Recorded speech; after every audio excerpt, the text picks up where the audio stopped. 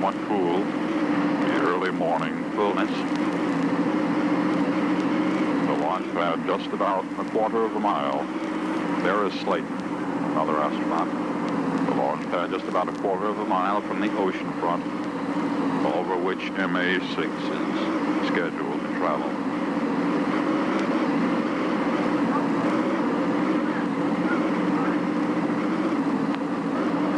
The hose is now being connected, power supply. And we have yet to see astronaut John Glenn appear in the doorway.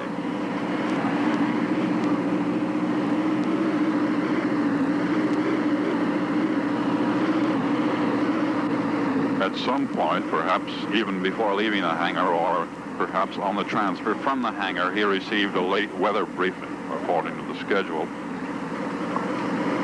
Probably given this time by the weatherman himself rather than an astronaut, as had been given in previous trips.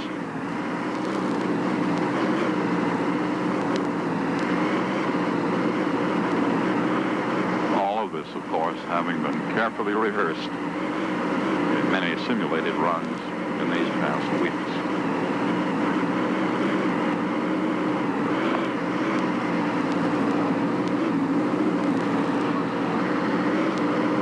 Over, careful measurement, continuously taken. Heart rate.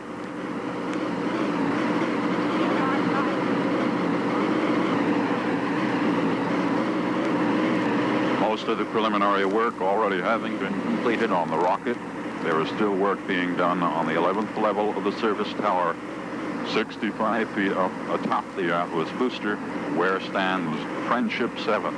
The spacecraft in which astronaut Glenn is to travel.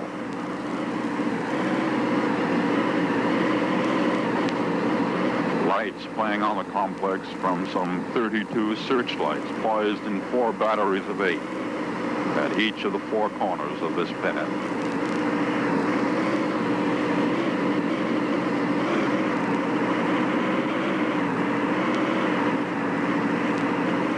Donald Slayton, present time scheduled to be the next orbital astronaut, making the trip with John Glenn from Hangar S.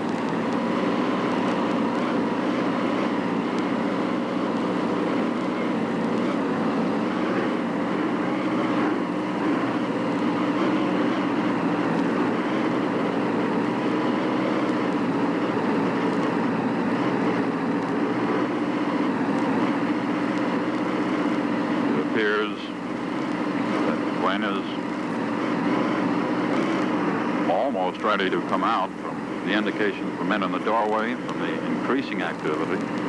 That is, here is the astronaut now. Stopping for a moment at the base of the stairway leading, accompanied by Dr. Douglas and the man with the crew cut and in the white jacket, astronaut Donald Slayton. Slayton taps Glenn on the shoulder for a moment. And now they are moving toward the elevator, and a quick handshake with one of the crewmen at the base of the ramp. First Glenn, Douglas, and Slayton moving into the metallic elevator for their trip up to the 11th level. And the elevator starts to move.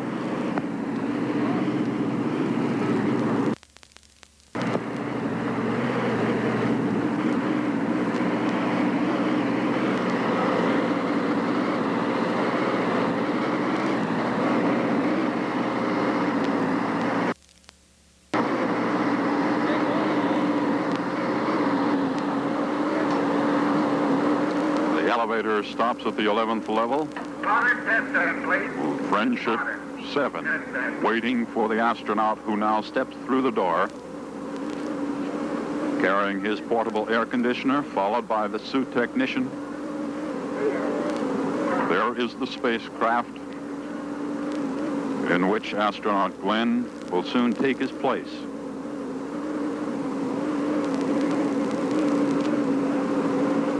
Technician Joe Schmidt moves up to the hatch, leans in, At this moment, if past indication, astronaut Glenn probably has asked the pad leader, Gunther Wendt, something to the effect, how far are we? Meaning, how far along in preparation for the spacecraft? How much time before Glenn himself?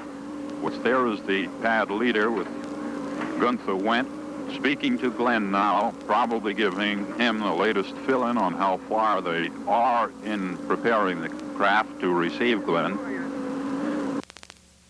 And now a disconnect of the air conditioner. There are several hoses. The portable air conditioner is put down on the floor by Glenn. Of course, when he climbs into the spacecraft, he will be hooked up to the power sources in the craft. He walks up one or two of the 4 steps. And this is all moving very smoothly, taking off the plastic coverings to his boots. A bit of a smile on his face. Now he hangs on with his right hand to the whole bar above the hatch, places his feet first through, and is now very carefully making his way through. About half of the astronaut is in. He pulls on the small life vest, which is in a package over his chest, on top of which is a convex mirror by which the cameras will be able to get a better look this time of the movement of the astronaut's hands. And now all but the head of the astronaut has been inserted into the spacecraft, and now all of that is in, and just the right arm is slowly being pulled through and is. The astronaut now inside the spacecraft at this moment, placing his feet into small toe holders,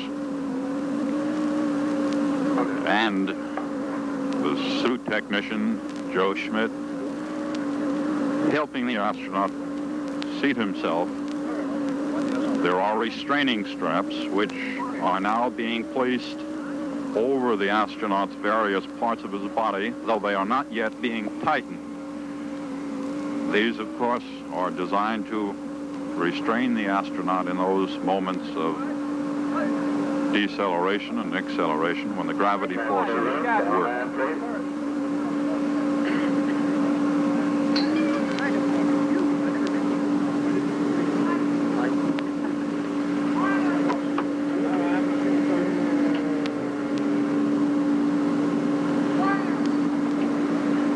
The various plugs, there are actually 2 main plugs.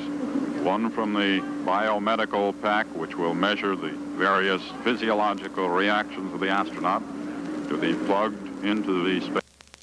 Then the astronaut's headset, which provides his communications to the blockhouse at the pad, to mercury control, to the various men on the 11th level in the white room, the very precisely designed sanitary room.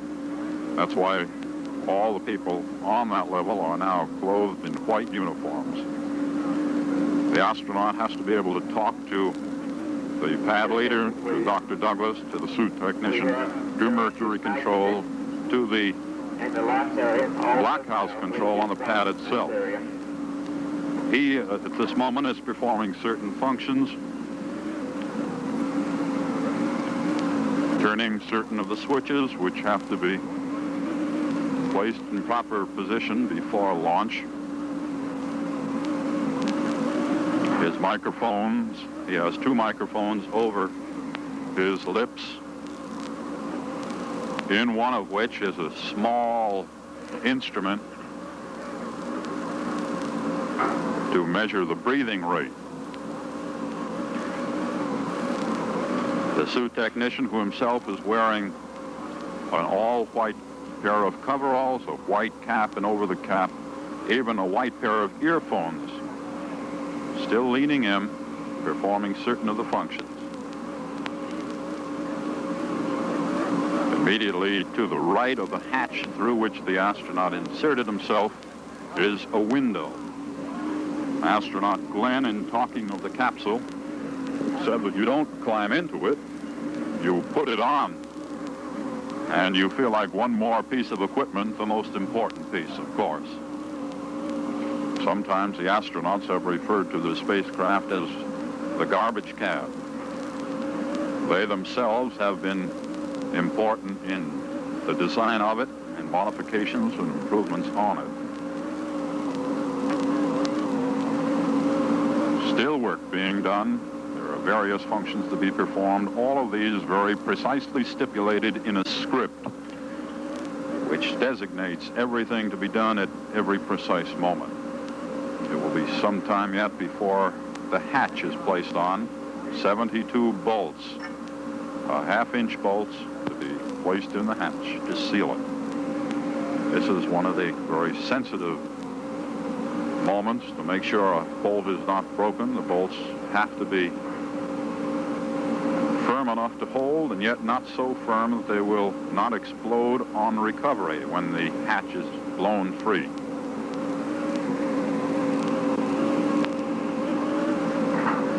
After one visit by some of the astronauts to the McDonnell aircraft plant in St. Louis, it was brought. Perhaps there should be some design to counteract the possibility of motion sickness.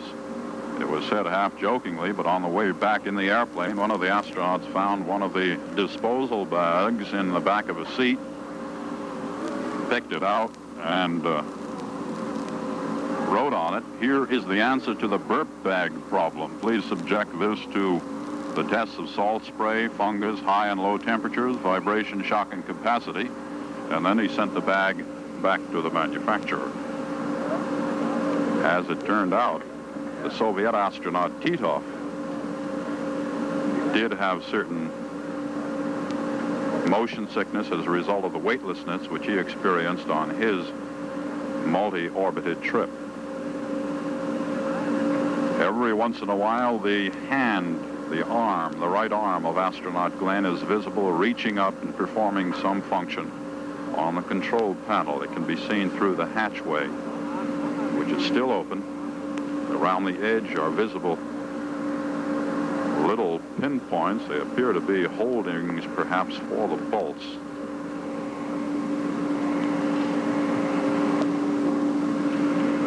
The suit the astronaut is wearing will be pressure tested again and then deflated. The astronaut, sometime in here, starts the fan to ventilate his suit and provide oxygen. The visor seal bottle, which seals the visor around through which the astronaut can look. This inflates and makes sure that the seal is completely tight around the visor. Suit inlet and outlet hoses are connected.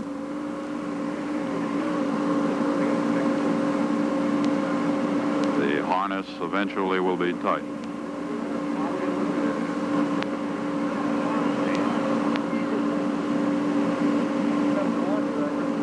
Just before the hatch is to be put on, there are several other things done. Lens covers, the cameras in the cabin are removed, the initiator pins are taken out. There are many, many activities still to be completed before the spacecraft will be ready for its flight. The men in the white suits are still performing their functions. The white suits, as mentioned before, to ensure that the environment in the 11th floor white room is completely sanitary, as free of dust as possible, as minimizing the danger of rust taking place.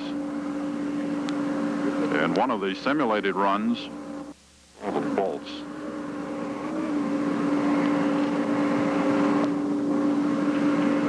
The suit the astronaut is wearing will be pressure tested again and then deflated. The astronaut, sometime in here, starts the fan to ventilate his suit and provide oxygen. The visor seal bottle, which seals the visor around through which the astronaut can look. This inflates and makes sure that the seal is completely tight around the visor. Suit inlet and outlet hoses are connected.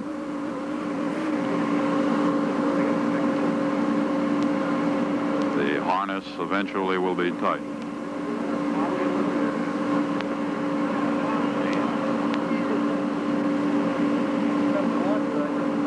Just before the hatch is to be put on, there are several other things done. Lens covers, the cameras in the cabin are removed. The initiator pins are taken out. There are many, many activities still to be completed before the spacecraft will be ready for its flight. The men in the white suits are still performing. We can see the right hand again of astronaut Glenn in the glove. There has been a slight change in the uniform of the astronaut. These gloves are equipped with fingertip lights on 2 fingers of each of the 2 gloves. These are emergency lights in case the light power should fail at any point. These lights can be activated. In progress. Please maintain operational silence. Frequently, we hear the loudspeaker on the pad give the latest information, designating precisely what the count is, sometimes signifying another test being conducted. Most of the focus of attention now on the 11th level of the service tower, which still encircles Friendship 7. Inside Friendship 7, 40-year-old Marine Lieutenant Colonel John Herschel Glenn, Jr.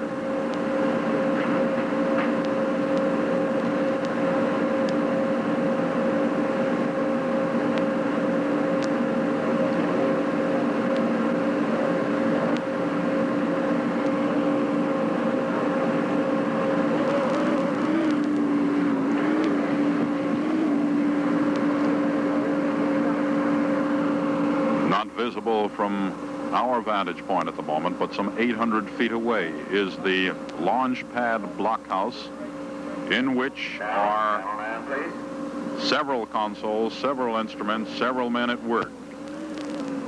2 of them looking out through their monitors and at various instruments, sitting just a few feet from each other and at right angles to each other. One, the man who controls, in effect, the launching of the booster, the other who monitors the conduct and controls the spacecraft which sits atop the booster. Tom O'Malley watching the booster, Paul Donnelly, the spacecraft, the test conductors for each of these 2 functions. Countdowns on both the booster and the spacecraft now still in progress. And in the last few minutes, they will be joined in the last 5-minute integrated count. And of course, back at Mercury Control, all of these procedures being watched very carefully. Technicians reaching through the hatchway from time to time, performing some function. As told me before, some days ago, if one of them has to reach in and practically stick his elbow in the astronaut's lap, that's just one of the necessities of preparing the mission.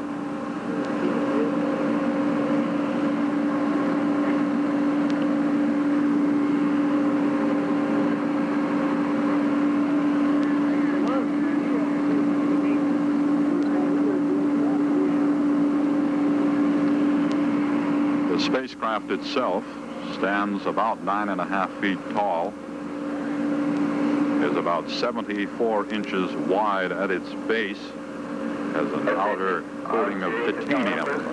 It's a very thin metal, but a very strong one. It is lighter than others that might be used. 3771, Wayne RMC car 3771.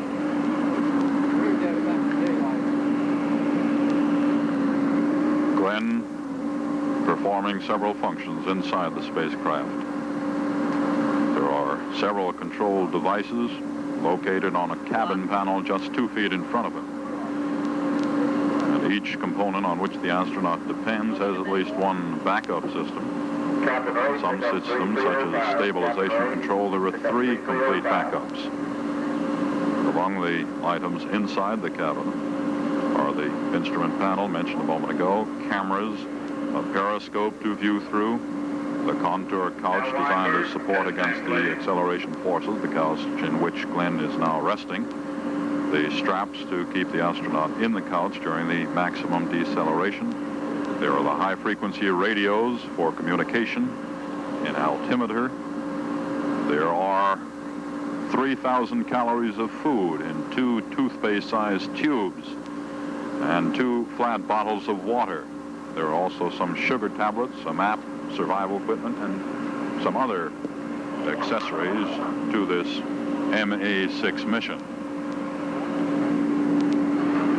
The food will be taken, assuming the mission goes that far, probably when the astronaut is near the completion of the first orbit off our west coast, and if it goes farther, perhaps in the second orbit near Australia.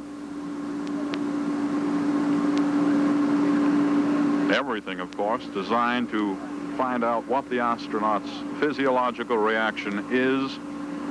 This is a test not only of the man, however, it is a test of the spacecraft. It is a test of certain of the communication systems. It is a test of what the man can see, how he can perform.